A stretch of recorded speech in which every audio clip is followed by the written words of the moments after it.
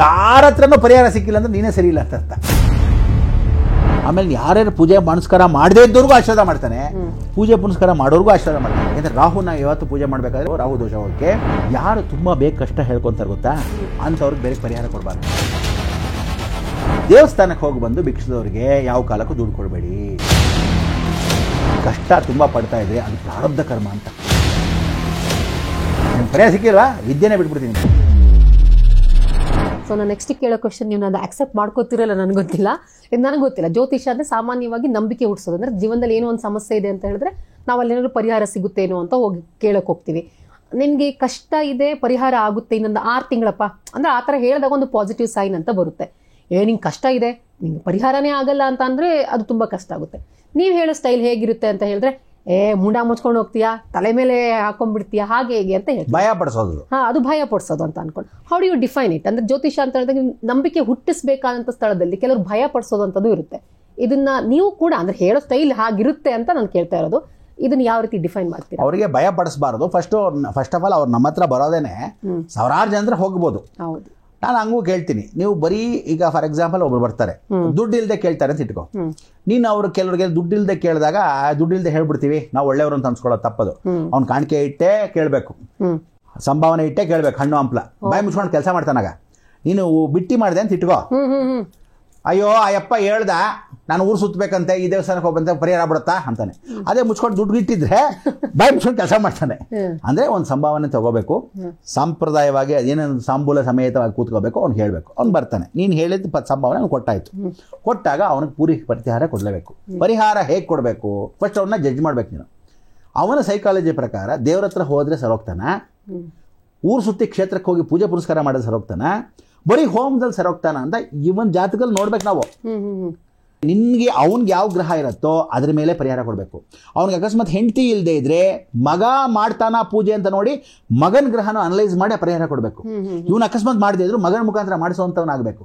ನಾನು ಬೇರೆಯವ್ರ ಥರ ಆವತ್ತು ಬಂದವ್ರಿಗೆ ಮಾತ್ರ ಇಷ್ಟು ಮಾತ್ರ ತಿಂಡಿ ಕೊಟ್ಟಿರಲ್ಲ. ನಾನು ಜೀವನ ಪರ್ಯಂತ ನೀನು ಸಾಯೋ ಒಳಗೂ ಅಷ್ಟು ಪರಿಹಾರ ಕೊಟ್ಬಿಟ್ಟಿರ್ತೀನಿ ನಾನು ಒಬ್ನು. ಬೇರೆಯವ್ರಿಗೆಲ್ಲ ಕೊಡ್ತಾರ ಬಿಡ್ತಾರ ಗೊತ್ತಿಲ್ಲ, ನಾನು ಫುಲ್ ಊಟ ಕೊಟ್ಬಿಟ್ಟಿರ್ತೀನಿ.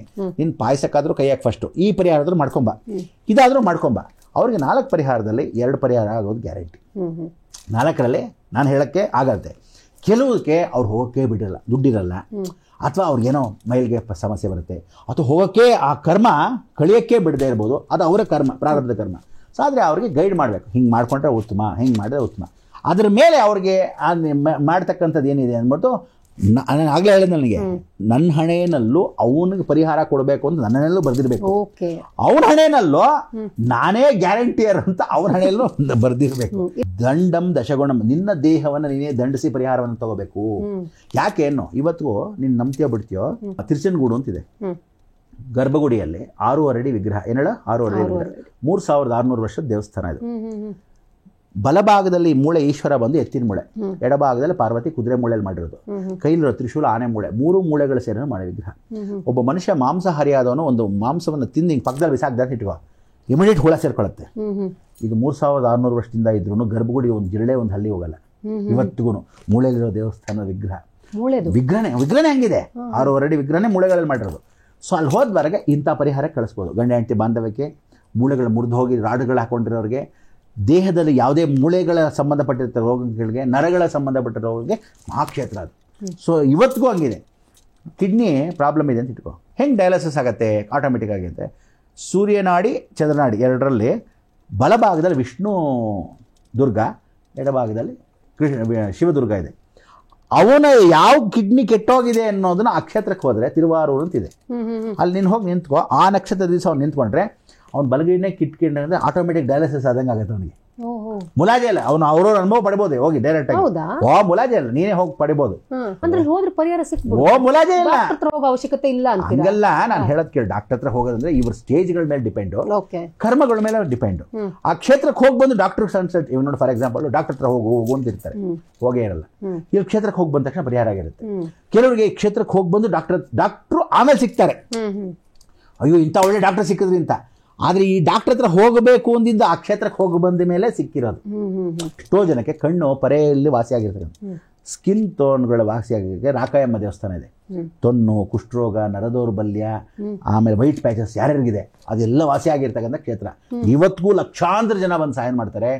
ಎಷ್ಟೋ ಜನಕ್ಕೆ 3 ತಿಂಗಳಲ್ಲಿ ವಾಸಿ ಆಗಿದೆ, ಕೆಲವರಿಗೆ 6 ತಿಂಗಳಲ್ಲಿ ವಾಸಿ ಆಗಿದೆ, ಕೆಲವ್ರಿಗೆ 1 ತಿಂಗಳಲ್ಲಿ ವಾಸಿ ಆಗಿರ್ತಕ್ಕಂಥ. ನಿಮ್ ಲೆಕ್ಕ ನಂಬಿಕೆ ಇಟ್ಕೊಂಡು ಹೋದ್ರೆ ಮಾತ್ರ ವಾಸಿ ಆಗುತ್ತೆ ಅಂತ? ಹೌದು, ನಮ್ಗೆ ಯಾವ್ದೇ ನಂಬಿಕೆ ಇಟ್ಕೋಬೇಕಮ್ಮ. ನಂಬಿಕೆ ಇಲ್ಲದೆ ಇದ್ರೆ ನನ್ನ ಹತ್ರನೂ ಬರೋದು ಪ್ರಯತ್ನ ಇಲ್ಲ. ನೀ ನಂಬಿಕೆ ಇಲ್ಲದೆ ಯಾಕೆ ಬರ್ಬೇಕು ನನ್ನ ಹತ್ರ? ಪ್ರತಿಯೊಂದಕ್ಕೂ ಒಂದಕ್ಕೊಂದು ಇಂಟರ್ಲಿಂಕ್ ಯಾಕೆ ನಿಂಗೆ ಹೇಳ್ತೀನಿ ಅಂದ್ರೆ, ಕ್ಷೇತ್ರಗಳಿಗೆ ಹೋಗಬೇಕು ಅಂದ್ರೆ ಜನಗಳಿಗೆ ನನ್ನ ಮೇಲೆ ನಂಬಿಕೆ ಇರಬೇಕು. ಎರಡನೇ, ನನಗೆ ನಂಬಿಕೆ ಇದ್ರೇನೋ ದೇವ್ರ ಮೇಲೆ ಅಟ್ಲೀಸ್ಟ್ ನಂಬಿಕೆ ಇರಬೇಕು. ದೇವ್ರ ಮೇಲೂ ನಂಬಿಕೆ ಇಲ್ವಾ, ನಿಮ್ಮಪ್ಪ ಅಮ್ಮ ಹೇಳಿದ್ದಕ್ಕಾದ್ರೂ ನೀನು ಹೋಗಿ ಬರ್ಬೇಕು. ಈ ಬಾರ ಹೋಗ ಒಳ್ಳೇದಾಗತ್ತಂತೆ ಅಂತ ಅವರಪ್ಪ ಅಮ್ಮ ಮೇಲೆ ನಂಬಿಕೆ ಆದ್ರು, ಹಾಳಾಗೋಗ್ಲಿ ಬಾ ಬರ್ತೀನಿ ನಾನು ನಿನ್ನ ಜೊತೆ, ನೀವೇನೋ ಹೋಗ್ತಾ ಇದ್ದೀರಾ ಬಲವಂತಕ್ಕೆ, ನೀವು ಯಾರನ್ನ ಕೇಳ್ಕೊಂಬಂದಿರ ಹೋಗೋಣ ಅಂತ ಹಂಗಾದ್ರೂ ಬಂದರೆ ಗ್ಯಾರಂಟಿ ಆಗುತ್ತೆ, 1000% ಗ್ಯಾರಂಟಿ. ಮುಲಾಜಿ ಮುಲಾಜಿ ಸಿಗುತ್ತೆ. ಸಿಕ್ಕಿದೆ, ಸಿಗುತ್ತಾ ಏನು ಬಂದು ಸಿಕ್ಕಿದೆ. ಅವರವರ ಅನುಭವಕ್ಕೆ ಕೆಲವರಿಗೆ 3 ತಿಂಗಳಿಗಾಗ್ಬೋದು, ಕೆಲವರಿಗೆ 6 ತಿಂಗಳಿಗಾಗ್ಬೋದು, ಕೆಲವ್ರಿಗೆ ನಿಧಾನಕ್ಕಾಗ್ಬೋದು. ಆಮೇಲೆ ಇನ್ನೊಂದು ತಮಾಷೆ ಏನು ಅಂದ್ರೆ, ಅದು ಹೇಳ್ಬಿಡ್ತೀನಿ, ಕೆಲವರು ವಾಸ್ತು ಇಲ್ಲದೆ ಇರೋ ಮನೇಲಿದ್ದಾರೆ, ಇವ್ರನ್ನ ಹೋಗೋಕ್ಕೂ ಬಿಡಲ್ಲ, ಹೋಗಿ ಬಂದಿರೋ ಪರಿಹಾರನೂ ಕೊಟ್ಟಿರಲ್ಲ. ಅವ್ರ ಅಕಸ್ಮಾತ್ ದಕ್ಷಿಣದ ಮನೆ ಪಶ್ಚಿಮದ ಮನೆ ಇದ್ರೆ ಖಂಡಿತ ಶನಿಯ ಕುಜ ಬಿಡಲ್ಲ, ಯಾವ ಪೂಜಾ ಪುನಸ್ಕಾರನೂ ವರ್ಕೌಟ್ ಆಗಲ್ಲ. ಅದಕ್ಕೆ ಹೇಳ್ತಾರೆ, ಮನುಷ್ಯ ಬದುಕಬೇಕಾದರೆ ಪೂರ್ವದ ಮನೆ, ಉತ್ತರದ ಮನೆ, ಉತ್ತರೇ ಉದಯನ್ಮುಖಿ, ಪೂರ್ವದಲ್ಲಿ ಸೂರ್ಯನ ಕಿರಣ ಮನೆಗೆ ಬೀಳಬೇಕು ಅಂತ ಹೇಳುತ್ತೆ. ಪ್ರತ್ಯಕ್ಷ ದೈವಂ ಪಾರ್ವತಿ ಪರಮೇಶ್ವರ ಸೂರ್ಯ ಕಿರಣ ಒಂದೇ ಹೊರತು, ನೀನು ಯಾವ ಮನೇಲಿ ದಕ್ಷಿಣದಲ್ಲಿ ಇದ್ದುಬಿಟ್ರೆ 24 ಗಂಟೆ ಹೆಂಗಸರಿಗೆ ಗಲಾಟೆ, ಹೆಂಗಸರಿಗೆ ಅನಾರೋಗ್ಯ, ಹೆಂಗಸರ ಡಾಮಿನೇಷನ್ನು, ಗಂಡಸರಿಗೆ ಯಾವ ಕಾಲಕ್ಕೂ ಅಭಿವೃದ್ಧಿ ಆಗಲ್ಲ. ದಕ್ಷಿಣದಲ್ಲಿ ಯಾರಿದ್ದಾರೆ? ಯಮ. ದಕ್ಷಿಣ ಯಾರಿದ್ದಾರೆ? ಋಣಾಧಿಪತಿ ಕುಜ. 24 ಗಂಟೆ ಸಾಲ. ಅದಕ್ಕೆ ದಯವಿಟ್ಟು ಬೇಡ ಅಂತ ಹೇಳ್ತೀನಿ. ಅದಕ್ಕೆ ನಾವೆಲ್ಲ ಇರೋದಂದ್ರೆ ಭೂಮಿಯ ವಾಸ್ತವ್ಯನ ವಾಸ್ತುಪುರುಷನ ಪ್ರಕಾರ ಮಾಡಿಕೊಂಡ್ರೆ ಉತ್ತಮ. ಕರ್ಮ ಪರಿವರ್ತನೆ ಇಂಥ ಸಮಯಕ್ಕೆ ಆಗಬೇಕು ಅಂದಾಗ ಅವನು ನಮ್ಮ ಹತ್ರ ಬಂದಿರ್ತಾನೆ, ಆಗಬೇಕು ಅಂದಾಗಲೇ ಅವನು ಆ ಕ್ಷೇತ್ರಕ್ಕೆ ಹೋಗಿರ್ತಾನೆ. ಅವನಿಗೆ ಎಂಡಿಂಗ್ ಇನ್ನೇನೋ ಸಿಗತ್ತೆ ಪರಿಹಾರ ಅಂದಾಗ ಬಂದಿರ್ತಾನೆ. ಜ್ಯೋತಿಷಿಗಳ ಹತ್ರ ಕೆಲವರು ಹೋಗ್ತಾರೆ, ಇದ್ಯಾವುದೋ ಜ್ಯೋತಿಷಿ ಹತ್ರ ಒಂದು ಪರಿಹಾರ ಕೇಳ್ಕೊಂಡು ಹೋಗ್ತಾರೆ. ಅವ್ರು ಇದೇ ಈ ಹೋಮ ಮಾಡಿ, ಈ ಪೂಜೆ ಮಾಡಿ ಅಂದ್ಬಿಡ್ತಾರೆ. ಆಯ್ತು, ಇವ್ರು ಮಾಡ್ತಾರೆ ಪಾಪ, ಶ್ರದ್ಧೆನ ಮಾಡ್ತಾರೆ ಅಂತಾನೆ ಇಟ್ಕೊಂಡು ಅಲ್ಲೂ ಪರಿಹಾರ ಸಿಗಲ್ಲ. ಇನ್ನೊಂದ್ ಕಡೆ ಹೋಗ್ತಾರೆ, ಅವ್ರು ಇನ್ನೇನೋ ಹೇಳ್ತಾರೆ. ಇದೇನ್ ಕಂಟಿನ್ಯೂಸ್ ಚಕ್ರ ನಡೀತಾನೆ ಇರುತ್ತೆ. ಯಾವಾಗ ಅಲ್ಲ ಎಂಡ್ ಅಂತಲ್ಲ, ಅವ್ರು ಏನ್ ಮಾಡ್ತಾರೆ, ಕರೆಕ್ಟ್ ಡಾಕ್ಟರ್ ಹತ್ರ ಹೋಗಿರಲ್ಲ. ಅದು ಅವ್ರಿಗೆ ಹೆಂಗ್ ಗೊತ್ತಿರುತ್ತೆ? ಸಜೆಸ್ಟ್ ಮಾಡ್ತಾರೆ, ಇವ್ರು ತುಂಬಾ ಚೆನ್ನಾಗಿ ಹೇಳ್ತಾರೆ ಅಂತ ಹೇಳ್ತಾರೆ. ಅದಕ್ಕೆ ಇವ್ರು ಮೊದ್ಲೇ ಏನ್ ಗೊತ್ತಾ, ಇವ್ರು ಪ್ರಾರಬ್ಧ ಅನ್ನೋದು ಇರುತ್ತೆ. ಅದಕ್ಕೆ ಆಮೇಲೆ ಕರ್ಮ ಅನ್ನೋದು ಏನ್ ಗೊತ್ತಾ ಜ್ಯೋತಿ, ಒಳ್ಳೆ ಕರ್ಮ ಅನ್ನೋದು ಕೆಟ್ಟದೇ ಅಂತಲ್ಲ, ಒಳ್ಳೇದು ಕರ್ಮ ಅನ್ನೋದೇ ಕರೀತಾರೆ. ಸೊ ನಿನಗೆ ಒಳ್ಳೇದಾಗಬೇಕು ಅಂದ್ರೆ ಕೆಟ್ಟ ಕರ್ಮಗಳನ್ನ ಪರಿವರ್ತನೆ ಮಾಡಬೇಕು. ನಿಮ್ಮ ತಂದೆ ತಾಯಿ ಮಾಡಿರೋ ಪೂಜಾ ಪುರಸ್ಕಾರದಿಂದ ನಿಂಗೆ ಒಳ್ಳೇದಾಗತ್ತೆ ಅಂತ ಹೇಳ್ತಾರೆ. ಸೊ ಪಿತೃಋಣ ತೀರಿರ್ಬೇಕು. ಯಾರಿಗೇ ನೀನು ಹೋಗು, ನೀನು ದೇವ್ರ ಹತ್ರ ಹೋದ್ರು ದೇವ್ರ ಫಲ ಕೊಡಲ್ವಂತೆ. ನಿನ್ನ ತಂದೆ ತಾಯಿ ನೋಡ್ಕೊಂಡಿದ್ಯಾ ಫಸ್ಟು? ನಿನ್ನ ತಂದೆ ತಾಯಿ ಪಿತೃ ಕಾರ್ಯ ಕರೆಕ್ಟಾಗಿ ಮಾಡಿದ್ಯಾ? ಈಗ ಬಾ ಸ್ವರ್ಗಕ್ಕೆ ಅಂತಾನಂತೆ ಭಗವಂತ. ಭಗವಂತ ಕೂಡ ಏನು ಹೇಳ್ತಾನೆ, ನೀನು ಹುಟ್ಟಿರೋದು ನಿಮ್ಮ ತಂದೆ ತಾಯಿಯಿಂದ ಗರ್ಭದಿಂದ, ಅವ್ರಿಗೆ ನೀನು ಸರಿ ಮಾಡದೇ ಇದ್ದಾಗ ಊರ್ನೇನು ಉದ್ಧಾರ ಮಾಡ್ತೀಯಾ? ಹೆಂಗೆ ಕರ್ಮ ಕಳ್ಕೊತೀಯ? ನೀನು ಫಾರ್ ಎಕ್ಸಾಂಪಲ್ ಫ್ರಿಡ್ಜಲ್ಲಿ ಇಟ್ಟಿರ್ತೀಯ, ಇದು ಒಳ್ಳೆ ಬಿಲ್ಪತ್ರ ಇಟ್ಟಿದ್ದೀನಿ ಈಶ್ವರನ ದೇವಸ್ಥಾನಕ್ಕೆ, ಪಕ್ಕದಲ್ಲಿ ಚಿಕನ್ ಇಟ್ಟಿರ್ತೀನಿ, ನೆನ್ನೆದು ಈಶ್ವರನಿಗೆ ಒಳ್ಳೇದು. ನಿನಗೆ ಮನಸ್ಸೇ ಫಸ್ಟ್ ಆಫ್ ಆಲ್ ಚೆನ್ನಾಗಿಲ್ಲ, ಅದ್ರ ಪಕ್ಕ ಇಟ್ಟಿರ್ತೀಯ, ಇದೇ ಎತ್ಕೊಂಡಾಗ ದೇವ್ರಿಗೆ ಇಟ್ಟಿರ್ತೀಯ. ಏನೇಳ ಬಿಲ್ಪತ್ರೆ, ಆ ಎಂಜಲ್ ಮಾಡಿರ್ತಕ್ಕಂಥದ್ದೇ ಎತ್ಕೊಂಡಾಗಿ ಅಮ್ಮನವ್ರು ಕೊಡ್ಬೇಕು, ಒಳ್ಳೆ ಫಸ್ಟ್ ಕ್ಲಾಸ್ ಹೂವು ಅಂತ. ನೆನ್ನೆ ಮಾಡಿರ್ತಕ್ಕಂಥ ಗೊಜ್ಜು ತಿಂದಿರ್ತೀಯ, ಮಾಡಿರ್ತೀಯ, ಇವಳೇ ತಪ್ಪು ಮಾಡಿರ್ತಾರೆ. ಕರ್ಮ ಗೊತ್ತಿದ್ದು ಭಗವಂತ ಅವ್ನು ಕೇಳಿ, ಅವ್ನು ಪೂಜೆ ಮಾಡುವಂತಲೂ ಹೇಳಿರೋ ದೇವರು, ನೀನು ಗಂಟೆ ಪೂಜೆ ಮಾಡಬೇಕು. ನೀ ಪೂಜೆ ಮಾಡಿದ್ರು ಹೀಗೆ ಇರ್ತಾನೆ, ಪೂಜೆ ಮಾಡದೇ ಇದ್ರು ಹೀಗೆ ಇರ್ತಾನೆ. ಆಮೇಲೆ ಯಾರ್ಯಾರು ಪೂಜೆ ಪುನಸ್ಕಾರ ಮಾಡದೇ ಇದ್ದವ್ರಿಗೂ ಆಶೀರ್ವಾದ ಮಾಡ್ತಾನೆ, ಪೂಜೆ ಪುನಸ್ಕಾರ ಮಾಡೋರ್ಗೂ ಆಶೀರ್ವಾದ ಮಾಡ್ತಾನೆ. ಅವನೇನು ಅಂದರೆ, ಇನ್ನೊಂದು ತಿಳ್ಕೊಂಬಿಡು, ನಾವೆಲ್ಲ ಫೇತ್ಫುಲ್ ಡಾಗ್ಸ್ ಅಂತ. ಯಾರು ತುಂಬ ದೇವ್ರು ನಂಬ್ತಾರೆ ಅವರೆಲ್ಲ ಫೇತ್ಫುಲ್ ಡಾಗ್, ಪರ್ಮನೆಂಟ್ ಗಿರಾಕಿಗಳು ಅಂತ ದೇವರಿಗೆ. ಭಗವಂತ ಏನು ಮಾಡ್ತಾನೆ ಗೊತ್ತಾ, ಸೂಕ್ಷ್ಮತೆಯಿಂದ ಏನು ಹೇಳಬೇಕು ಅಂದರೆ, ಭಗವಂತ ಯಾರ್ಯಾರು ಭಕ್ತರಲ್ಲ, ಯಾರ್ಯಾರು ದೈವತ್ವ ಇಲ್ಲ ಅವನ್ನ ಸೆಲೆಗೋಸ್ಕರನೇ ಅವನು ಮಾಡೋದು. ಯಾಕೆಂದರೆ ರಾಹುನ ಯಾವತ್ತು ಪೂಜೆ ಮಾಡಬೇಕಾದ್ರೆ ರಾಘವೇಂದ್ರ ಸ್ವಾಮಿ ಪೂಜೆ ಮಾಡುವ, ರಾಹು ದೋಷ ಹೋಗೋಕ್ಕೆ. ಕೇತು ದೋಷ ಹೋಗ್ಬೇಕಾದ್ರೆ ಆದಿಶೇಷನಾಗಿರ್ತಕ್ಕಂಥ ರಾಮಾನುಜಾರ ಪೂಜೆ ಮಾಡುವ ಶಾಸ್ತ್ರದಲ್ಲಿ ಹೇಳುತ್ತೆ. ಗುರುದೋಷ ಹೋಗ್ಬೇಕಾದ್ರೆ ಶಂಕರಾಚಾರ್ಯ ಪೂಜೆ ಮಾಡೋದು, ಅದಕ್ಕೆ ತ್ರಿಮತಸ್ಥ ಜಗದ್ಗುರುಗಳು ಅಂತ ಕರೀತಾರೆ. ಸೊ ಈ ಶಾಸ್ತ್ರದ ಸಂಪ್ರದಾಯವಾಗಿ ಕರೆಕ್ಟಾಗಿ ಗೈಡ್ ಇಂಪಾರ್ಟೆಂಟ್. ನಂಬಿಕೆ ಭಗವಂತ ಅಂತಕ್ಕಂಥದ್ದೇನಿದೆ, ಭಗವಂತ ಸಣ್ಣದಾಗಿ ನಿನಗೆ ತಪ್ಪಿಸೋಕೆ ಅವಕಾಶಗಳನ್ನ ಒಂದು ದಾರಿ ತೋರಿಸ್ತಾನಂತೆ. When all doors are closed one window will open. So ನೀನು ಆ ಜ್ಯೋತಿಷ್ಯದ ಹತ್ರ ಹೋಗ್ಬೇಕಾದ್ರೂ ನಿಮ್ಮಪ್ಪ ನಿಮ್ಮಮ್ಮ ಎಲ್ಲರೂ ಯಾತ್ರದಲ್ಲಿ ಕರ್ಕೊಂಡು ಹೋಗೋಕ್ಕಿಂತನೂ ಯೋಚನೆ ಮಾಡಿ ಅವರು ಯಾರು ಒಳ್ಳೆಯವರು, ಯಾರು ಕರೆಕ್ಟಾಗಿ ಹೇಳ್ತಾರೆ. ತುಂಬ ಫೇಮಸ್ ಆಗಿರೋ ಹತ್ರ ಹೋಗಬಾರ್ದು. ಹಳೆಬ್ರು ಯಾರು ಇರ್ತಾರೆ ಬಡವ, ಅವ್ರು ನಿಜವಾಗ್ಲೂ ಕರೆಕ್ಟಾಗಿ ಹೇಳ್ತಿರ್ತಾರೆ. ಹಳ್ಳಿಲಿ ಇರ್ತಾರೆ, ಅವರೆಲ್ಲ 50 ರೂಪಾಯಿಗೆ ಬಂದವರು.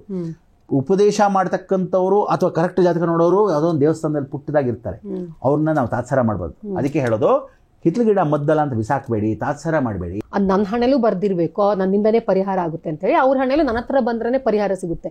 ಇವಾಗ ಕೆಲವರು ಬರ್ತಾರೆ, ಎಲ್ಲ ಬಂದವ್ರಿಗೂ ಎಲ್ಲರಿಗೂ ನೀವು ಕೊಟ್ಟಂತಹ ಪರಿಹಾರನೇ ಅದೇ ಅಲ್ಟಿಮೇಟ್ ಆಗಿ ಬಂದ ಅಂತ ಹೇಳಕ್ಕಾಗಲ್ಲ. ಅವಾಗ ಹೆಂಗ್ ನೀವು ಡೀಲ್ ಮಾಡ್ತೀರಾ ಅಂತ ಅಂದ್ರೆ ಅವ್ರ ಹತ್ರ ಹೇಳ್ತೀರಾ ಇಲ್ಲಿ ಬೇಡ ಬೇರೆ ಕಡೆ ಹೋಗು ಅಂತ, ಆತರ ಏನಾದ್ರು ಹೇಳ್ತೀರಾ? ನಾನು ಸಾಧಾರಣವಾಗಿ ಇನ್ನೊಂದು ನನ್ನ ಸೈಕಾಲಜಿ ಏನು ಗೊತ್ತಾ, ನನ್ನ ಸೈಕಾಲಜಿ ಫಸ್ಟ್ ಆಫ್ ಆಲ್ ಯಾರೇ ನನ್ನ ಹತ್ರ ಬಂದ್ರು ನಾ ಫಸ್ಟ್ ತಲೆಯಲ್ಲಿ ಇಟ್ಕೊಳ್ಳೋದೇನು ಅಂದರೆ, ನನಗೆ ಭಾಳ ಜನ ಭಕ್ತರಿದ್ದಾರೆ, ಭಾಳ ಜನ ಗೊತ್ತಿರತಕ್ಕಂಥ ಜ್ಯೋತಿಷಿಗಳಿದ್ದಾರೆ. ಅವ್ರ ಪಾಪ ಹೊಟ್ಟೆಗೆ ಊಟ ಕೂಡ ಇಲ್ಲ, ಏನೇಳ ಊಟ ಕೂಡ ಇಲ್ಲ, ಅವ್ರ ಪಾಪ ಹಸುವಲ್ಲಿದ್ದಾರೆ. ಅಂಥವ್ರಿಗೆಲ್ಲ ಏನು ಮಾಡ್ತೀನಿ ನಾನು ಗೊತ್ತಾ, ನಾನಿವತ್ತು 10 ಜನ ಬರ್ತಾ ಇದ್ದಾರೆ, ಅವ್ರದ್ದು ಪಾಪ ಇಬ್ಬರು ಹೋಗಿಲ್ಲ.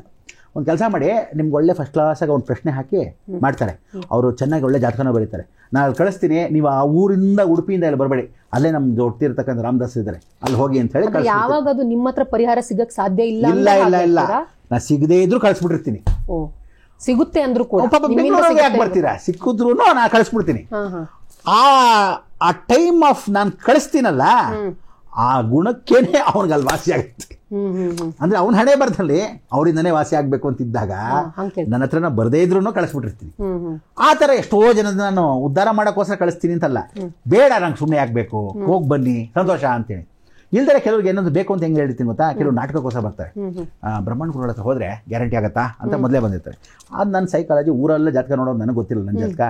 ಆವಾಗ ನಾನು ಅವನು ದುರಾಂಕರಕ್ಕೆ ಬರ್ತಾರೆ ಅದನ್ನು ಗೊತ್ತಾಗ್ಬಿಡುತ್ತೆ. ತಕ್ಷಣ ಏನು ಮಾಡ್ತೀನಿ, ಇಲ್ಲ ಸಿಕ್ಕಾಪಟ್ಟೆ ಕಾಸ್ಟ್ಲಿ ನಾನು ಅದ್ರ ನಂಗೆ ಟೈಮ್ ಇಲ್ಲ ಬರಬೇಡಿ ಅನ್ಬಿಡ್ತೀನಿ, ಮುಲಾಜೆ ಹೇಳ್ತೀನಿ, ಟೈಮ್ ಇಲ್ಲ, ಇಲ್ಲ ನಿಂಗೆ ಸಿಕ್ಕಾಪಟ್ಟೆ ದುಡ್ಡು ಜಾಸ್ತಿ, ದುಡ್ಡು ಕೊಟ್ಟು ಹೇಳ್ಕೊಳ್ಳಿ ಅಂತ ಹೇಳ್ತೀನಿ. ನೋಡದೆ ಹೋದ್ರು ನೀವು ನಾ ಹೇಳ್ತೀನಿ ಅನಲೈಸ್ ಮಾಡ್ತೀರಾ? ಇಲ್ಲ, ನಾನೇನಂದ್ರೆ ಫೋನ್ನಲ್ಲೇ ಕೆಲವ್ರಿಗೆ ಏನು ಅಂದರೆ ಅವ್ರು ಮಾತಾಡುವಾಗಲೇ ಯಾರು ತುಂಬ ಬೇಕು ಕಷ್ಟ ಹೇಳ್ಕೊತಾರೆ ಗೊತ್ತಾ, ಅಂಥವ್ರಿಗೆ ಬೇರೆ ಪರಿಹಾರ ಕೊಡಬಾರ್ದು, ಅವ್ರ ಕರ್ಮ ಜಾಸ್ತಿ. ಅದಕ್ಕೆ ನಾನು ಎಷ್ಟೋ ಜನಕ್ಕೆ ಹೇಳಿದ್ದೀನಿ, ದೇವಸ್ಥಾನಕ್ಕೆ ಹೋಗಿ ಬಂದು ಭಿಕ್ಷದವ್ರಿಗೆ ಯಾವ ಕಾಲಕ್ಕೂ ದುಡ್ಡು ಕೊಡಬೇಡಿ, ಹಸುವಾದ್ರೆ ಮಾತ್ರ ಊಟವನ್ನು ಹಾಕಿ, ಬಟ್ಟೆ ಎಲ್ಲೋ ಬಟ್ಟೆ ಕೊಡಿ, ಚಳಿ ಆದ್ರೆ ರಗ್ ಕೊಡಿ. ದುಡ್ಡು ಕೊಟ್ರೆ ಅಕಸ್ಮಾತ್ ಅವ್ನು ಕುಡಿದ್ರೆ ನಿಮ್ಮ ದುಡ್ಡಲ್ಲಿ ಕುಡಿದಿದ್ದ ಫಲ ನಿನಗೆ. ಆಮೇಲೆ ಕೂತ್ಕೊಂಡೆ ರಾಹುಕೇತುಗಳು ದೇವಸ್ಥಾನದಿಂದ ಬಂದ ತಕ್ಷಣ ನೀನು ಅವ್ನು ಕೊಟ್ಬಿಡ್ತೀಯ, ರಾಹುಕೇತುಗಳು ಇಸ್ಕೊಂಡ್ಬಿಡ್ತಾರೆ ನಿನ್ನ ಫಲ ಪೂರ್ತಿ. ಅದಕ್ಕೆ ಆ ರೀತಿ ನಾನು ಅನಲೈಸ್ ಮಾಡೋದ್ರಿಂದ ಎಷ್ಟೋ ಜನಕ್ಕೆ ನಾನು ಹೇಳ್ತೀನಿ, ಕಷ್ಟ ತುಂಬ ಪಡ್ತಾ ಇದ್ರೆ ಅದು ಪ್ರಾರಬ್ಧ ಕರ್ಮ ಅಂತ, ಅವ್ರು ಬಿಟ್ಟು ಹೋಗಿರಲ್ಲ. ಭೂತ ಪ್ರೇತಗಳ ಕಾಟ ಇರುತ್ತೆ, ಮಕ್ಕಳಲ್ಲಿ ತುಂಬ ಕರ್ಮ ಇರುತ್ತೆ. ಅದಕ್ಕೆ ಈಶ್ವರ ಹೇಳ್ತಾನಂತೆ, ಅವ್ನು ತುಂಬ ಕರ್ಮ ಅನ್ಭವಿಸ್ತಾನೆ, ಅವ್ನು ಹೋದ ಜನ್ಮದ ಕರ್ಮ ಅಂತ ನಾನು ಬಿಟ್ಟಿದ್ದೀನಿ, ನೀನೇ ಅವ್ನು ಸರಿ ಮಾಡೋಕ್ಕೆ ತಗೋ ಅಂತಾನೆ, ಆ ಕರ್ಮನ ಟ್ರಾನ್ಸ್ಫರ್ ಮಾಡ್ತಾನಂತೆ. ಅದಕ್ಕೆ ಅಂಥವ್ರದ್ದು ಕಷ್ಟ ಹೆಂಗೆ ಗೊತ್ತಾಗತ್ತೆ ಅಂದರೆ, ಏನು ಮಾಡಿದ್ರು ಅವ್ರ ಮನೇಲಿ ನಡೀತಾ ಇರಲ್ಲ. ಅವ್ರ ತಂದೆ ಹೋಗಿ ಕೇಳ್ಕೊಂಬಂದಿರ್ತಾರೆ, ಆಗ್ತಿರಲ್ಲ, ತಾಯಿ ಹೋಗಿ ಕೇಳ್ಕೊಂಬಂದಿರ್ತಾರೆ. ಕರ್ಮ ಒಬ್ಬಂದು ಮಾತ್ರ ಸರಿ ಇಲ್ಬೋದು, ಎಲ್ರದ್ದು ಮನೆಯವ್ರದ್ದು ಎಲ್ರದ್ದು ಕೆಟ್ಟಿರಲ್ಲ ಹೊಟ್ಟೆ ಟೈಮು. ಆವಾಗ ಆ ಮನೆಗೆ ತುಂಬ ಪ್ರಾರಬ್ಧ ಕರ್ಮ ಅಂತಿರುತ್ತೆ. ಅದಕ್ಕೆ ಪಿತೃದೋಷ ಅಂತ ಕರಿತೀವಿ. ತಕ್ಷಣ ಅವಾಗ ಅನಲೈಸ್ ಮಾಡ್ಬಿಡ್ತೀವಿ. ಅವಾಗ ಏನು ಮಾಡಬೇಕು, ಗೋಪೂಜೆ ಮಾಡಿಸ್ಬೇಕು.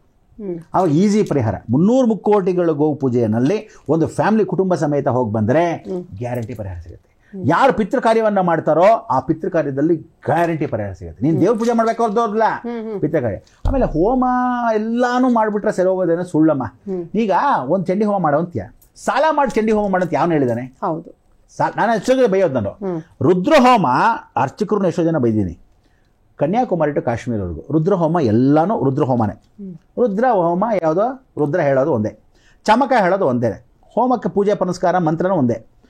ನೀನು ಹೈದರಾಬಾದಲ್ಲಿ ಮಾಡಿದಾಗ ಇಷ್ಟು ಲಕ್ಷ, ಬೆಂಗಳೂರಲ್ಲಿ ಮಾಡಿದಾಗ ಇಷ್ಟೇ ಸಾವಿರ, ಕಾಶ್ಮೀರಲ್ಲಿ ಮಾಡಿದಾಗ ಇಷ್ಟು ಲಕ್ಷ ಯಾಕೆ ಹೇಳಬೇಕು?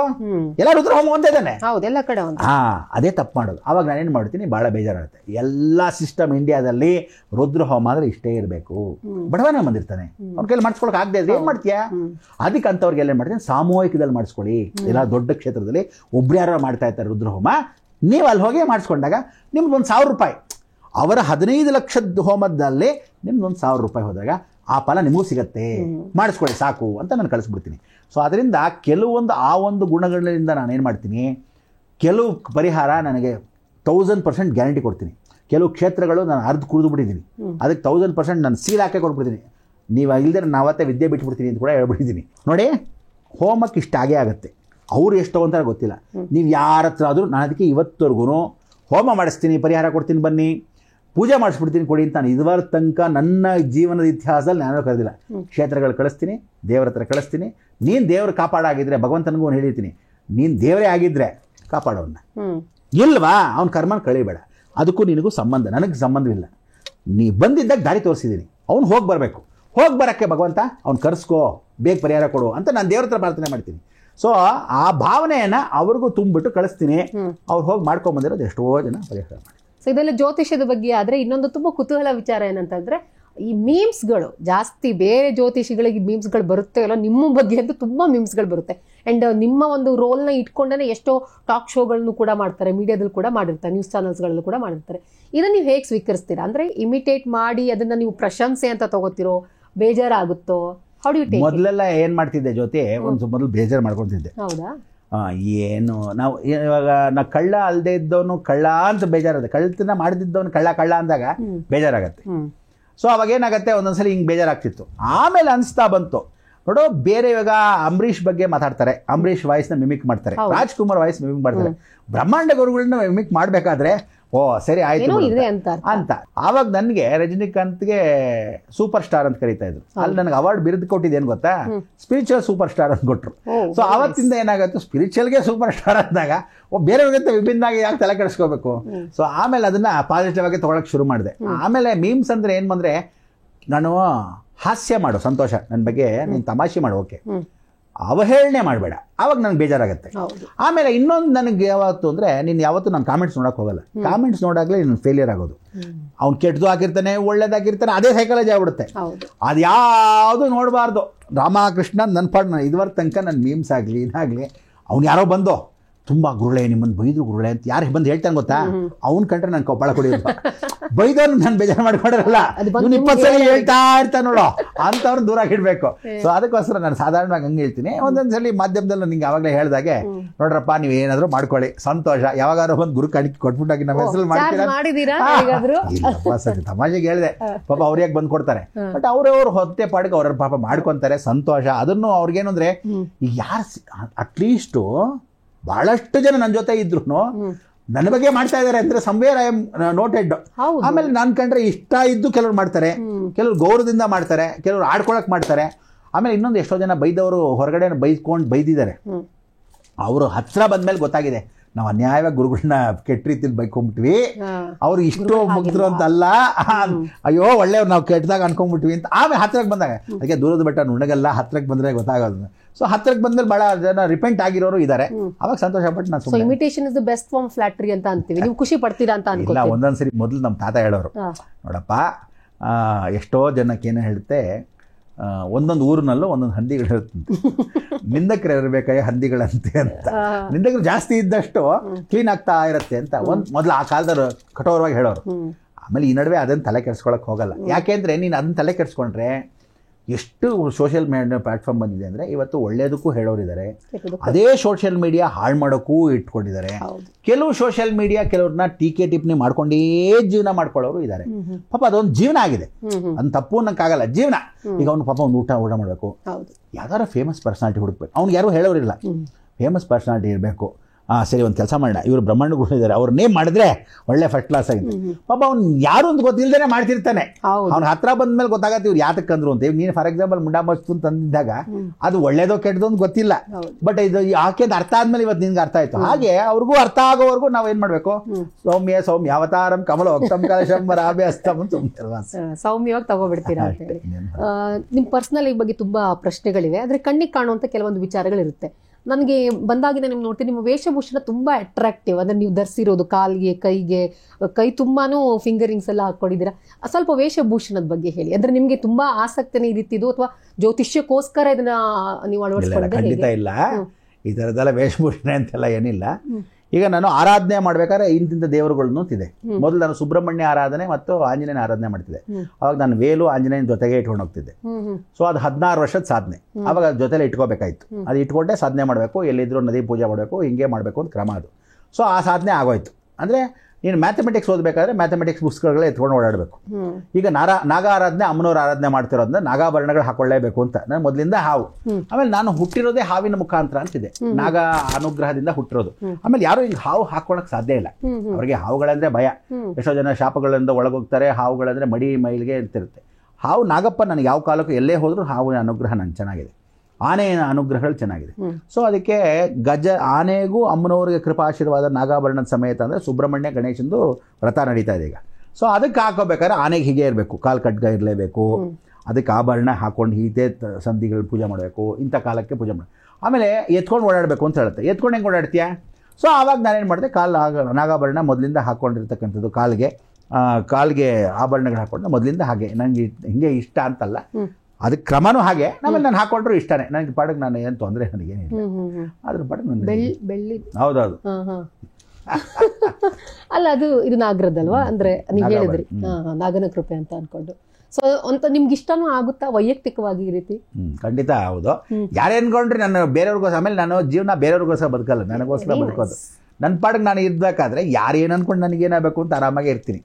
ಅವ್ರವ್ರು ಅನ್ಕೊಳ್ಳೋದು ಅವ್ರವ್ರ ಬಾಲ್ಗೆ, ಅಷ್ಟು ಬಿಟ್ಟರೆ ಪರಿವರ್ತನೆ ಹೀಗೆ ಆಗಬೇಕು ಅಂತ. ಆಮೇಲೆ ಕೆಲವೊಂದನ್ನ ಸೂಕ್ಷ್ಮವಾಗಿ ಜಪ ಮಾಡಿ ಕಳ್ಳರು ಕೊಟ್ಟಿರ್ತಾರೆ. ಫಾರ್ ಎಕ್ಸಾಂಪಲು ಈಗ ರುದ್ರಾಕ್ಷಿ ಇದೆ, ರುದ್ರಾಕ್ಷಿನ ಬೆಳಗೂರು ಅವಧೂತರಿದ್ರು ಬಿಂದು ಮಾಧವ ಶ್ರೀಗಳು ಅಂತ. ಅವ್ರು 23 ವರ್ಷ ತಪಸ್ಸು ಮಾಡಿ ಕೊಟ್ಟಿರೋದು, ಅವರೇ ತಪಸ್ಸು ಮಾಡಿದ್ರು. ಹೋದ ತಕ್ಷಣ ಸುಬ್ಬಣ್ಣ ಎಷ್ಟೋ ವರ್ಷ ಆಗೋಯ್ತು ಕಣ ನೀನು ನೋಡಿ ಅಂತ ತುಂಬಾ ಸಂತೋಷ ಆಯ್ತು ಅಂತ ಹೇಳಿ ಆ ಹಾರವನ್ನು ಅವತ್ತು ಹಾಕಿದ್ದು. ಅವತ್ತಿಂದ ಅವ್ರ ಆಶೀರ್ವಾದ ಅವ್ರ ಕೈಯಲ್ಲಿ ತಗೊಂಡ್ಬಿಟ್ಟಿರ್ತಾರೆ. ರುದ್ರಾಕ್ಷಿನ ಅದು ಅಂದ್ರೆ ಇದು ಬಂದು ಕಾಳಬೇರೆ ಒಂದು, ಇದು ದಾರದಲ್ಲೇ ಮಾಡಿರ್ತಕ್ಕಂಥ ಕಾಳಬೇರೆ, ಉಜ್ಜಯಿನಿ ಮಹಾಕಾಳೇಶ್ವರ, ಯಾರಿಗೂ ಬೇರೆಯವರು ಕೊಡಲ್ಲ ಅದು. ರಾತ್ರಿ 12 ಗಂಟೆಗೆ ಅವ್ನಿಗೆ ಭಸ್ಮಾರ್ತಿ ಅಭಿಷೇಕ ಮಾಡುವಾಗ ಇದು ಒಂದೊಂದು ಹಾಕ್ತಾರೆ. ಅವ್ನಿಗೆ ಅಭಿಷೇಕ ಮಾಡಿರೋದು ಡೈರೆಕ್ಟ್ ಆಗಿ ಯತಿಗಳಿಗೆ, ಸನ್ಯಾಸಿಗಳು ನಮ್ಮಂತವ್ರಿಗೆ ಕೊಡ್ತಾರೆ. ಸೊ ಆವಾಗಿಂದ ನನಗೆ ಅಷ್ಟೊಂದು ದೀಕ್ಷೆ ಇರೋದು ನನಗೆ ಮಾತ್ರ ಕೊಟ್ಟರು. ನೀವು ಹೇಳಿ ನನಗೆ ಒಂದು ಲೈನ್ ತುಂಬಾ ಇಷ್ಟ ಆಯ್ತು, ಬೇರೆಯವ್ರಿಗೋಸ್ಕರ ನನಗೆ ಬೇಕು, ನಾನು ಅದು ಇದು ಮಾಡ್ತೀನಿ ಅಂತ ಹೇಳಿ.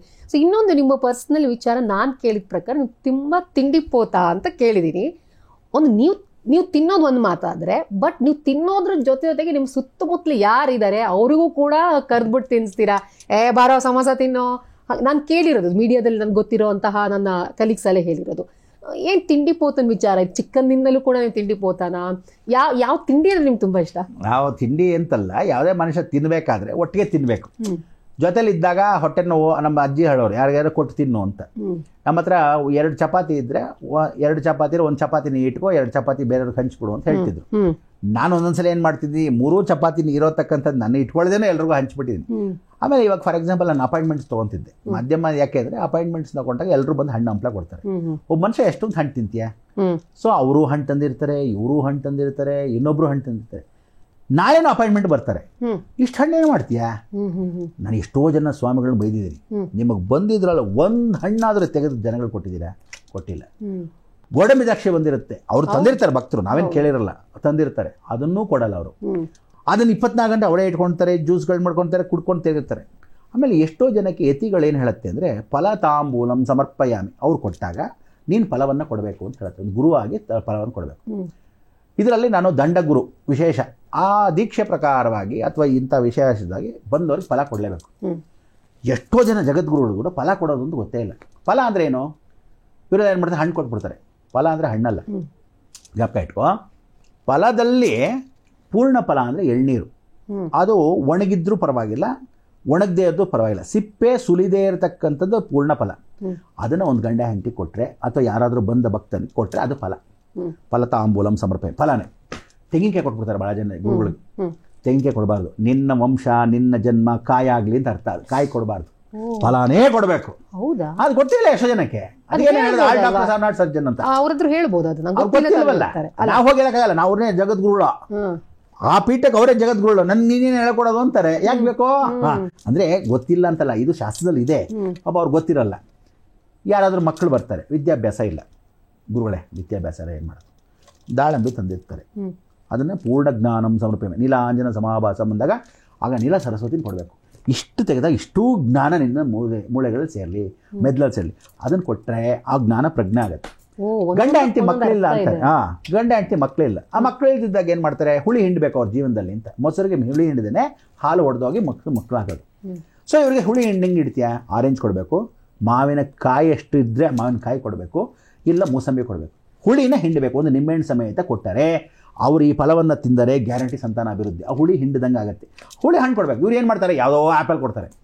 ಅನಾರೋಗ್ಯದಿಂದ ನಳ್ತಾ ಇರ್ತಕ್ಕಂಥ ರೋಗಿಷ್ಠರಿಗಾದ್ರೆ ಮಾತ್ರ ಆ್ಯಪಲ್ ಕೊಡಬೇಕು. ಅದು ಹಾರ್ಟ್ ಶೇಪಲ್ಲೇ ಇರ್ತಕ್ಕಂಥ ಏಕೈಕ ಹಣ್ಣು. ಅದನ್ನು ಕಲಿಸಿದಾಗ ನಿನ್ನ ಹೃದಯ ಪರಿಪೂರ್ಣ ಅನುಗ್ರಹ ಆಗಲಿ, ಹಾರ್ಟ್ ಸಮೃದ್ಧಿ ಆಗಲಿ, ಎಲ್ಲ ರೋಗಗಳು ನಿವಾರಣೆ ಆಗಲಿ ಅಂತ ಪರಿವರ್ತನೆ ಮಾಡೋಕ್ಕೆ ಆ್ಯಪಲ್ ಕೊಡಬೇಕು. ಸೊ ಆ ಹಣ್ಣು ಕೊಡೋದು ಕೂಡ ಎಷ್ಟೋ ಜನಕ್ಕೆ ಗೊತ್ತಿಲ್ಲ. ಅನಾನಸ್ ಕೊಡಬೇಕು. ನಿನಗೆ ಅಕಸ್ಮಾತ್ ಕಿಡ್ನಿ ಕೆಟ್ಟೋಗಿದ್ರೆ, ಅಕಸ್ಮಾತ್ ಲಂಗ್ಸ್ ಪ್ರಾಬ್ಲಮ್ ಇದ್ದರೆ, ಅನಾನಸ್ ಅವ್ರು ಅಕಸ್ಮಾತ್ ಕೊಟ್ಟಿದ್ರೆ ನಿನ್ನ ಹತ್ರ ಒಂದು ಅನಾನಸ್ ಇದ್ರೆ ಅನಾನಸ್ ಕೊಡು ಅಂತ ಹೇಳುತ್ತೆ. ಸೊ ಹಿಂಗೆ ಹಣ್ಣುಗಳನ್ನ ಕೊಡಬೇಕು ಅಂತಿದೆ. ಸೊ ನಾನೇನು ಮಾಡಿದೆ, ಮೊದಲಿಂದಾನು ಹಣ್ಣುಗಳು ತಿಂಡಿಗಳು ಏನೇ ಬಂದ್ರು ನನಗೇನು ಅಂದರೆ ತಿಂಡಿ ತುಂಬ ತಿನ್ನಲ್ಲ, ಇಷ್ಟಿಷ್ಟೇ ತಿಂತೀನಿ. ಬಟ್ ಏನೇ ತಿಂದ್ರು ಚೆನ್ನಾಗಿ ರುಚಿಯಾಗಿದ್ರೆ ಮಾತ್ರ ತಿಂತೀನಿ. ಆಸ್ವಾದಿಸ್ಕೊಂಡು ತಿಂತೀರಾ? ಈ ಅಡಿಗೆ ಮಾಡೋಕೆ ಚೆನ್ನಾಗಿ ಗೊತ್ತು ನನಗೆ. ಆದ್ರಿಂದ ಎಲ್ಲಾ ಟಿವಿ ಕಾರ್ಯಕ್ರಮದಲ್ಲೂ ಫಸ್ಟ್ ಅಡಿಗೆಗಳು ಸ್ಟಾರ್ಟ್ ಮಾಡಿದ್ದೆ ನಾನು. ಯಾವುದೇ ಮಾಧ್ಯಮದಲ್ಲಿ ಬರಲಿ, ಎಂಟರ್ಟೈನ್ಮೆಂಟ್ ಚಾನಲ್ ಆಗಲಿ ಯಾವುದೇ ಆಗಲಿ, ಫಸ್ಟ್ ಅಡಿಗೆಗಳು ಒಂದು ವಾರ ಆಗಲಿ 6 ತಿಂಗಳಾಗಲಿ ನಾನೇ ಮಾಡೋದು ಅಡಿಗೆಗಳು. ಅದು ಆಯುರ್ವೇದಿಕ್ ಅಡಿಗೆ ಆಗಲಿ ಜನರಲ್ ಅಡಿಗೆಗಳೇ ಮಾಡಿದ್ದೀನಿ. ಯಾಕಂದ್ರೆ ಚಂದ್ರಕೇತು ಚೆನ್ನಾಗಿದೆ, ಅಡಿಗೆ ಮಾಡಕ್ ಗೊತ್ತು ಅಂತ ಅರ್ಥ. ಸೊ ನಮ್ಮಮ್ಮ ಮೊದಲೆಲ್ಲ ಅಡಿಗೆಗಳನ್ನ ಹೇಳ್ಕೊಡೋರು. ಅವರೆಲ್ಲ ಅವ್ರು ನೋಡ್ಕೊಂಡು ನಾನು ಅಡಿಗೆ ಮಾಡಿದ್ದೀನಿ. ಅಜ್ಜಿ ನೋಡ್ಕೊಂಡು ಅಡಿಗೆ ಮಾಡಿದ್ದೀನಿ. ಎಲ್ಲ ತೋಟಗಿಟ್ಟಕ್ಕೆ ಹೋದೆ ಅಂತಿದ್ರು, ಅಡಿಗೆ ಮಾಡ್ಕೊಂಡು ಸುಮ್ಮನೆ ಬಂದ್ರು, ಎಲ್ಲ ಕೂತ್ಕೊಂಡು ತಿನ್ನೋಣ ಕೈ ತಗೊಂಡು ಅಂತ ತಿನ್ಬೇಕು. ಸೊ ಎಲ್ಲರೂ ಸಂತೋಷ, ಊಟ ಮಾಡಬೇಕಾ ಸಂತೋಷ ಮಾಡಬೇಕು. ಫಿಲಿಮಲ್ಲೂ ಅಷ್ಟೇ, ಮೊದಲು ನಾವೆಲ್ಲ ಚಿಕ್ಕ ವಯಸ್ಸಲ್ಲಿದ್ದಾಗ ದೊಡ್ಡ ಹೀರೋ ಆಗಲಿ ಏನೇ ಮಾಡಲಿ, ಈಗೆಲ್ಲ ಕ್ಯಾರವೆನ್ಸ್ ಇದೆ, ದರಿದ್ರವರೆಲ್ಲ ಕ್ಯಾರವೆನ್ಸ್ ಹೋಗಿ ಕೂತ್ಕೊಂಡ್ಬಿಡ್ತಾರೆ. ಆ ಕಾಲದಲ್ಲಿ ಹಂಗಿರಲಿಲ್ಲ. ರಾಜ್ಕುಮಾರಿಂದ ಅಶ್ವತ್ಥನ ಇಂದ ಹಿಡಿದು ಪಂಡ್ರಿ ಲೀಲಾವತಿ ನಾವೆಲ್ಲ ಒಟ್ಟಿಗೆ ಕೆಳಗೆ ಕೂತ್ಕೊಂಡು ಒಟ್ಟಿಗೆ ಊಟ ಮಾಡ್ತಿದ್ವಿ. ಅಲ್ಲಿ ರಜನಿಕಾಂತ್ ಆಗಲಿ, ಆ ಕಡೆ ಇರ್ತಕ್ಕಂಥ ಶಿವಾಜಿ ಗಣೇಶನ್ ಆಗಲಿ, ಎನ್ ಟಿ ರಾಮರಾವ್ ಎಲ್ಲ ಎಲ್ಲದನ್ನ ಕೂತ್ಕೊಂಡು ಎಲ್ಲರೂ ಒಟ್ಟಿಗೆ ಊಟ ಮಾಡ್ತೀವಿ. ಅವ್ರ ಮನೇಲಿ ಒಂದು ಊಟ ಎಲ್ಲ ತರೋದು. ನಾನು ತಿನ್ನೋದನ್ನ ನನ್ನ ಜೊತೆ ಇದ್ದರೆ ನೀವು ತಿನ್ನಿ ಅಂತ ಎಲ್ರಿಗೂ ಕೊಡ್ತೀವಿ. ಇಲ್ದಿದ್ರೆ ಹುಡ್ಕೊಂಡು ಹೋಗೋಕ್ಕಾಗಲ್ಲ, ಎಲ್ಲರೂ ತಿನ್ನಿ ಅಂತ. ಆಮೇಲೆ ಯಾರೇ ಏನ್ ತಿಂತೀವೋ ಅದನ್ನೇ ಕೊಡ್ಬೇಕು. ನಿನ್ನ ಹತ್ರ ಅಕಸ್ಮಾತ್ ಸ್ವಲ್ಪ ಇದೆ, ಜಾಸ್ತಿ ದಿನ ಕೊಡಕ್ಕಾಗಲ್ಲ, ಬಂದ್ಕೊಂಡು ಸುಮ್ಮನೆ ಇರಬೇಕು. ಅಲ್ಲಿ 5 ಜನ ಇದ್ರೆ ಇಷ್ಟಿಷ್ಟೇ ಕೊಟ್ಟಂಗೂ ಇಲ್ಲ ಬಿಟ್ಟಂಗೂ ಇಲ್ಲ, ಪೂರ್ತಿ ಕೊಡೋದು. ಅವಾಗ ನಾನು ಅದಕ್ಕೆ ಏನ್ ಮಾಡ್ತಿದ್ದೆ, ಹಣ್ಣುಗಳೆಲ್ಲ ಇರ್ತಲ್ಲ ಬ್ಯಾಗಲ್ಲಿ ಹಾಕೊಂಡ್ಬಿಡ್ತಿದ್ದೆ. ಎಲ್ರಿಗೂ ನನ್ನ ಶೋ ನಡೀತಾ ಇದ್ದಾಗ ಎಲ್ರಿಗೂ ಹಣ್ಣು ಕೊಟ್ಬಿಡ್ತಿದ್ದೆ. ಏನ್ ಮಾಡ್ತೀಯ ಇಟ್ಕೊಂಡು ಹಣ್ಣು? ಅವ್ರು ಸಂತೋಷಕ್ಕೆ ತಿನ್ನೋರು, ಗುರುಗಳ ಜೊತೆನೇ ಇರೋರು. ಅದಕ್ಕೆ ಅವರೆಲ್ಲ ಅನ್ನೋರು, ಏನು ಯಾವಾಗಲೂ ಬ್ರಹ್ಮಣ ಗುರು ಹಿಂದೆ ಇರ್ತೀನಿ, ನಾನೇನು ಲಂಚ ಕೊಟ್ಟಿಲ್ಲಪ್ಪ, ಹಣ್ಣು ಕೊಡ್ತಿದ್ದೀನಿ. ನಾನು ಇಟ್ಕೊಂಡು ಏನು ಮಾಡಿ ಒಬ್ಬನೇ ತಿನ್ನಕ ಅಂತೂ ಅಷ್ಟೊಂದು ಅನ್ನ ಆಗಲ್ಲ. ದಿನಾ ಬರೋ ಹಣ್ಣ ಏನು ಮಾಡ್ತೀಯಾ? ನನಗೆ ಡೈಲಿ ಅಪಾಯಿಂಟ್ಮೆಂಟ್ಸ್ ಇರೋದು. ನನಗೆ ಅಪಾಯಿಂಟ್ಮೆಂಟ್ಸ್ 5 ವರ್ಷ ಬುಕ್ ಆಗೋಗಿರೋದು. 5 ವರ್ಷ ಬುಕ್ ಆಗಿದೆ. ಡೈಲಿ ನಾನು ಬೆಳಗ್ಗೆ ಟಿವಿ ಕಾರ್ಯಕ್ರಮ ಮುಗಿಸ್ಕೊಂಡು 10 ಗಂಟೆಗೆ ಕೂತ್ಕೊಂಡು ರಾತ್ರಿ 11 ಗಂಟೆಗೆ ಹೇಳ್ತಿದ್ದೆ. 10 ಜನ ಕುಟುಂಬ ನೋಡ್ತಿದ್ದೆ. 10 ಕುಟುಂಬ ನೋಡಿದಾಗ ಹಣ್ಣು ತಂದ್ರೆ ಏನು ಮಾಡ್ತೀವಿ, ಇಷ್ಟು ಹಣ್ಣ, ಇವತ್ತು ಹಣ್ಣು ಬಂತ, ನಾಳೆನೂ ಹಣ್ಣು ಬಂತ, ನಾಡಿದ ಹಣ್ಣು ಬಂತು, ಇವತ್ತು ಬಂದಿದ್ದು ನಾಳೆ ಬೆಳಗ್ಗೆ ಲೈವ್ ಸೀರಿಯಲ್ಗೆ ಹೋಗ್ಬೇಕಾದ್ರೆ ನಾನು ಟಿವಿಗೆ ತೊಗೊಂಡೋಗ್ತಿದ್ದೆ. ಆಮೇಲೆ ನಾನು ತೆಲುಗು, ತಮಿಳು, ಮಲಯಾಳಂ ಎಲ್ಲದರಲ್ಲೂ ಮಾಡಿಬಿಟ್ಟಿರೋದ್ರಿಂದ ಕಾರ್ಯಕ್ರಮಗಳು, ಆಸ್ಥಾನೆ, ಸಂಸ್ಕಾರಲ್ಲಿ ಎಲ್ಲ ಮಾಡ್ಬಿಟ್ಟಿದ್ದೆ. ಮಾನಲ್ಲಿ, ಝೀನಲ್ಲಿ, ತೆಲುಗುನಲ್ಲಿ ಎಲ್ಲ ಮಾಡ್ಬಿಟ್ಟಿದ್ದೀನಿ. ಸೊ ಎಲ್ಲರಿಗೂ ಹಾಗೆ ಮಾಡ್ತಿದ್ದೆ. ಎತ್ಕೊಳ್ಳೋದು, ಬ್ಯಾಗಲ್ಲಿ ಹಾಕೋ, ಎತ್ಕೊಂಡು ನಡಿ ಹೋಗಂತೆ. ಬೇಕಾದ್ರೆ ಬ್ಯಾಗ್ ಹೊತ್ಕೊಂಡು ಹೋದ್ರೂ ಪರವಾಗಿಲ್ಲ, ಕೊಟ್ಬಿಡೋಣ. ಏನು ಮಾಡ್ತೀವಿ, ಅವ್ರು ಸಂತೋಷ ಹಂಚ್ಕೊಂಡು ತಿಂತಾರೆ. ನನಗೆ ಕೊಟ್ಟ ಅಭ್ಯಾಸ, ಯಾವ ಕಾಲಕ್ಕೆ ಇಟ್ಕೊಂಡು ಏನು ಮಾಡ್ತೀವಿ, ಅದೇ ಸಂತೋಷ. ಹಂಚಿ ತಿನ್ನೋದ್ರಲ್ಲಿ ಖುಷಿ ಇದೆ, ಅದು ನಿಮ್ಮ ದೊಡ್ಡತನ. ನಿಮ್ಮ ಫೇವ್ರೆಟ್ ಫುಡ್ ಇಂಥದಂತ ಏನಾದರೂ ಇದೆಯಾ? ಇದು ನನಗೆ ಫೇವ್ರೆಟ್ ಫ್ರೂಟ್ ಫುಡ್ ಆ ಥರದ್ದು ಏನಾದರೂ ಇದೆಯಾ? ಊಟ ಅಂತ ಏನಿಲ್ಲ, ಜಾಸ್ತಿ ನಾನು ಅನ್ನ ತಿನ್ನಲ್ಲ. ಅನ್ನ ಬಿಟ್ಟರೆ ನನಗೆ ಕೋಸಂಬರಿಗಳೆಲ್ಲ ಇಷ್ಟ, ಸ್ಪ್ರೌಟ್ಸ್ ಅಂದರೆ ತುಂಬ ಇಷ್ಟ, ಬೇಯಿಸಿದ ಕಾಳುಗಳಂತ ತುಂಬ ಇಷ್ಟ. ಈ ಥರದ್ದು ಭಾಳ ಇಷ್ಟಪಟ್ಟಿದ್ದೀನಿ. ಕೆಲವೊಂದು ಇಷ್ಟಪಟ್ಟೆ ತಿನ್ಬೇಕು ಅಂತ ಹೇಳಿ, ಸುಮ್ಮನೆ ಕಷ್ಟಪಟ್ಕೊಂಡು ಗೊತ್ತಿಲ್ದಿರತ್ತೆ ಅಂತ. ಆಮೇಲೆ ಯಾವ ಐಟಮ್ ಫ್ರೆಶ್ ಆಗಿ ಹೊಸದಾಗಿ ಹೊಸತನ ಇದ್ರೆ ಆ ಊರಲ್ಲಿ ಅದನ್ನು ತಿನ್ಬೇಕು. ಸ್ವೀಟ್ ತುಂಬಾ ತಿಂತಿದ್ದೆ ಮೊದಲು. ಅಯ್ಯೋ ಕಂಡ್ರಿಷ್ಟಿ ಆಗೋಗಿತ್ತು ನನಗೆ. ಆಮೇಲೆ ಅದು ಯಾರು ದೇರಿದ್ರೆ ಕಣ್ ಬಿತ್ತೋ ಗೊತ್ತಿಲ್ಲ, 3 ವರ್ಷ ಸ್ವೀಟೇ ಬಿಟ್ಬಿಟ್ಟಿದ್ದೆ. ಹಂಗೆ ಯಾವುದೋ ಮದುವೆ ಮನೇಲಿ ನಾನು ಹಬ್ಬ ಅಂದ್ರೆ ಈ ಮಂಡಕಿ ಅಂತ ಮಡಿಕೆ ಮೇಲೆ ಮಾಡೋ ಅಂತ ಹೋಳಿಗೆ, ಅದನ್ನ ಮಡಿಕೆ ಮೇಲೆ ಮಾಡ್ಬಿಟ್ಟು ಹಿಂಗೆ ಫುಲ್ ಸ್ವೀಟು, ಸಕ್ಕರೆ ಸಿಕ್ಕಾಪಟ್ಟೆ ಪಾಕ ದೊಡ್ಡದಿತ್ತು. ಅದೊಂದು 20 ತಿನ್ಬಿಟ್ಟಿದ್ದೆ ಮದುವೆ ಮನೇಲಿ. ಹಾಕಿ ಬರೀ ಅದನ್ನೇ ಹಾಕೊಂಡು ತಿಂತಿದ್ದೆ. ಅದು ಯಾರು ನೋಡ್ಬಿಟ್ರೋ ಗೊತ್ತಿಲ್ಲ, ಎದುರುಗಡೆ ಅಷ್ಟು ಜನ ಇದ್ರು. ಅವತ್ತು 3 ವರ್ಷ ಬಿಟ್ಬಿಟ್ಟಿದೆ ಸ್ವೀಟ್. ಆಮೇಲೆ ನಮ್ಮ ಅಜ್ಜಿ ಪಾಪ ದೃಷ್ಟಿ ತೆಗೆದೆಲ್ಲ ತಿಂದ್ರು ಅಂತ ಚೇಂಜ್ ಮಾಡಿದ್ರು ಅಂತ ಇಟ್ಕೋ, ದೃಷ್ಟಿ ತೆಗೆದ್ಮೇಲೆ ಸ್ವಲ್ಪ ಪರವಾಗಿಲ್ಲ. ಆಮೇಲೆ ತಿನ್ನಕ್ಕೆ ಶುರು ಮಾಡಿದೆ. ಇದ್ರೆ 3 ವರ್ಷ ಸ್ವೀಟೇ ಬಿಟ್ಬಿಟ್ಟಿದೆ. ಸ್ವೀಟ್ ಅಂದ್ರೆ ವಾಂತಿಗೆ ಬಂದ್ಬಿಡ್ತಿತ್ತು, ಹಂಗಾಗೋಗಿತ್ತು. ಸೊ ಹಾಗೆ ಕೆಲವರು ಕಣ್ಣು ದೃಷ್ಟಿ ಇರುತ್ತೆ. ತಮಿಳಲ್ಲಿ ಹೇಳ್ತಾರೆ ಕಲ್ಲಡಿ ಪಟ್ಟಾலும் ಕಣ್ಣಿ ಪಟ್ಟು, ಕಲ್ಲು ಎಷ್ಟು ತಡಿಬೋದಂತೆ, ಕಣ್ಣು ದೃಷ್ಟಿ ಬಹಳ ಕಷ್ಟ. ಸೊ ಹಾಗಾಗೋಗಿ ಒಂದಷ್ಟು ಕೆಲವೆಲ್ಲ ಬಿಟ್ಬಿಟ್ಟೆ. ಆಮೇಲೆ ನನ್ನ ನೋಡಿದವ್ರು ಬಹಳ ಜನ ತುಂಬಾ ತಿಂತಾರೆ ಅನ್ಕೊಂತಾರೆ. ನಾನು ತಿನ್ನೋದು ಸ್ವಲ್ಪ ಜಾಸ್ತಿ ಅಂತ ತಿನ್ನಕ್ಕೂ ಅಲ್ಲ, ಟೈಮ್ ತಿಂತೀನಿ ಅಷ್ಟೇ. ಅಷ್ಟು ಮಾಡ್ಕೊಂಡ್ರೆ ಇಷ್ಟ.